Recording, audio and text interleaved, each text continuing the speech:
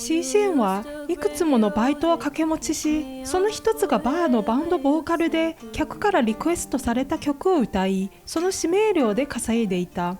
客に酒を飲まされるのも日常茶飯事で、その日も泥酔した帰り道、勃起不全治療薬として知られるファンダーカンを買うため、天網が営むアダルトショップを訪れる。しかしゲームに夢中だった天網はめんどくさそうに対応した上、その薬は体に良くないと余計な忠告までしてきた。数日後、その天網がバーに現れる。ステージに立つボーカルがあの日の青髪の客だと気づくと、わざと昔の名曲ばかりをリクエストする。シーシェンはそれをパンク風に大胆にアレンジして歌い上げ、その発想の面白さに天網は一気に彼へ興味を持つ。皆さんこんにちは。 BL ホリックのムーニンです。ネタバレを含むのでご注意を。では早速始めましょう。それから天網は毎晩のようにリクエストを続け、そんなやり取りを重ねるうちに、今度はシーシェンの方も彼の存在が気になり始めていた。そんなある夜、客に大量の酒を飲まされているシーシェンを見ると、ある薬を差し出した。ところがその夜、シーシェンは異常な熱に襲われ、自力ではどうにも抑えきれなくなる。激怒した彼は天網の店へ乗り込み、一体どんな薬を飲ませたと詰め寄るが、天網はその薬は酒と一緒に飲むと効き目が倍増すると説明し、女でも探して解決しろと突き放す。しかし行くあてもないシーシェンは、お前が何とかしろ、出なきゃ店を潰すと暴れ始め、仕方なく天網は彼を奥へ連れて行き、どうにか熱を鎮めようと手で手伝った。しかし効果は長続きせず、感覚はすぐに戻り、何度繰り返しても収まらない。挙句に肌もこすりで激痛に襲われ、シーシェンは力尽きるばかりで熱は消えることがなかった。その姿を見た天網はついに優しく口づけを交わしながら彼を抱き寄せ、2人は体を重ねてようやく熱を鎮めた。それ以来天網はバーへ姿を見せなくなる。シーシェンは薬を買う口実を作って店を訪れ、本当は来てくれない理由を尋ねに来たのだ。誤解が解けると、天網は再びバーへ通うようになり、今度はリクエストされなくてもシーシェンは毎回彼の好きなバラードを歌うようになる。ある日、天網はシーシェンがまた客に無理やり酒を飲まされているのを見て、自分がブース席を予約し、俺といる時は酒を飲まなくていいと水を手渡し、さらに仕事を抜け出して2人で星空を眺め花火を楽しんだ。別の日、バーで騒ぎが起こり、酒瓶が飛んできた。天網は迷わずシーシェンをかばい、自ら背中にその一撃を受ける。傷が気になったシーシェンは合う口実を作るように薬を買いにショップを訪れ、自らその傷の手当てをした。しかし薬を手に取ると、天網は本気で叱りつける。何も言い返せないまま金だけをカウンターへ置き、ショップを後にする。数日後、バーに現れたのはヤクザだった。自分の愛人がシーシェンに惚れていることが気に入らず、札束を投げつけ、ショットを無理やり飲ませようとする。そこへ天網が割り込んで代わりに酒を煽る。それでも相手が天網につかみかかると、シーシェンはとっさにその頭を殴り、天網の手を掴んで店を飛び出した。そのまま2人でコンビニへ向かった。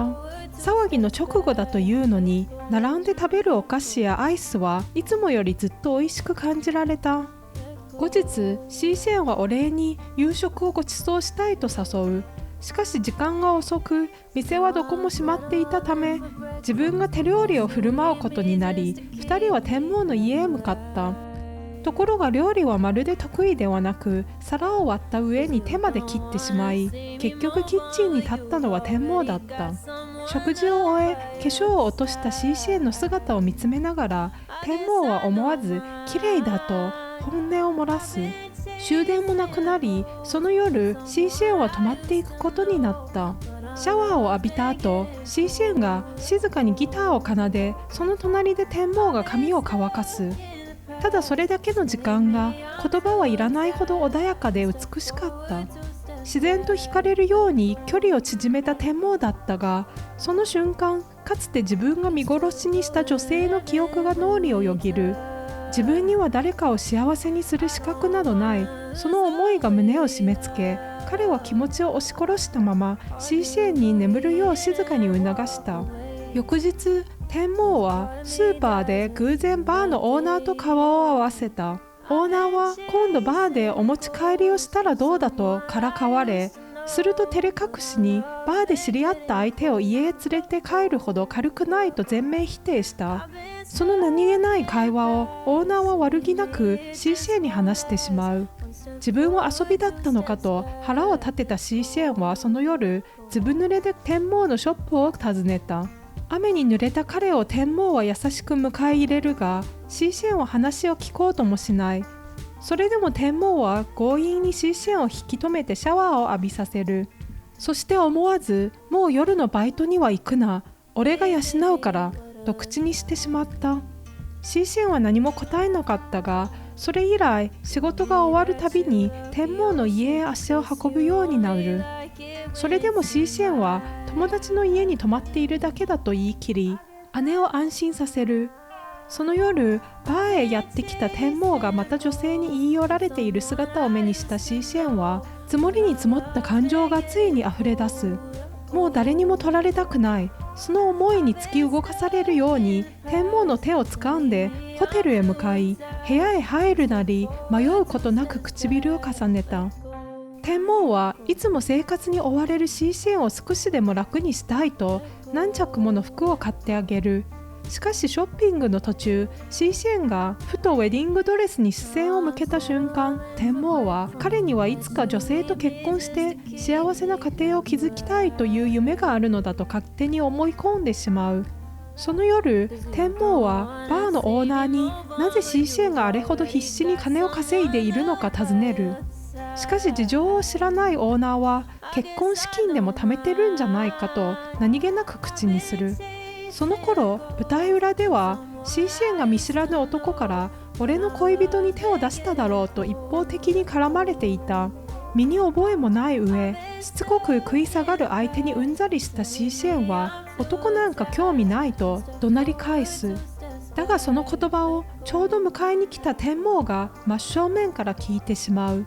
それでも天皇はシーシェンの言葉を問い詰めることもなく、絡んできた男から彼を助け出した。大きなわだかまりを抱えたまま数日が過ぎ、天皇がシーシェンへ電話をかけると、ちょうどその日は姉が退院する日だった。電話越しに女性の声を聞いた天皇は思い切って自分たちがどんな関係なのか尋ねる。しかし姉が隣にいたためなのか、恥ずかしくて本心を言葉にできなかったのか、シーシェンは天皇のことをただの優しいお兄さんだと説明してしまう。その答えに天皇は深く傷ついた。さらに後日、シーシェンが女性と一緒にウェディングドレスの店へ入っていく姿まで目撃し、彼が結婚するという思い込みは確信へと変わってしまう。シーシェンの幸せを祝福し、最後は自分から手放そうと決めた天皇はアダルトショップを閉め、すべての荷物をまとめて実家へ帰る決意をする。去る前には結婚祝いとして用意した金までバーのオーナーへ預けていた。その頃シーシェンは姉の世話に追われて数日間身動きが取れず、ようやくバーへ向かうとオーナーから天皇が残した茶封筒を渡される。何度電話をかけても天皇は出ず、店を訪ねても固く鍵がかかっていた。不安に駆られたシーシェンが預かっていた家の鍵で入室すると、部屋から天皇の荷物はすべて消え、買ってもらった服やプレゼントだけが机の上にきれいに並べられていた。自分の前から何も告げずに消えてしまった現実を突きつけられ、シーシェンは悲しみと怒りを抑えきれず、その場に泣き崩れた。そんなある日、突然病院から連絡が入り、姉の病状が悪化し、このままでは危険なため、より設備の整った大きな病院へ移らなければならないと告げられた。天皇を失った痛みを抱える中、それでもシーシェンは全てを押し殺し、姉のために踏ん張ろうとした。一方、実家へ戻った天皇は、毎日のほとんどをベッドの中で過ごし、そんな息子を見かねた母親は、もう30歳なのだからと毎日のように見合いを進めてくる。断り続けることにも疲れ、天皇は1ヶ月後、ようやく一度だけ見合いへ出向くことにした。相手の女性は医師で、何気ない会話の中からファンダーカンは勃起不全の治療薬としてだけではなく、肺の治療薬の安価な代替品として使われることもあると知らされる。その瞬間、天皇はようやくシーシエンが薬を買い続けていたのは重い病を抱えているためかもしれないと気づく。いても立ってもいられなくなった天皇はその日のうちに荷物をまとめ、シーシエンの元へ戻るため空港へと直行した。また次回お会いしましょう。ではでは。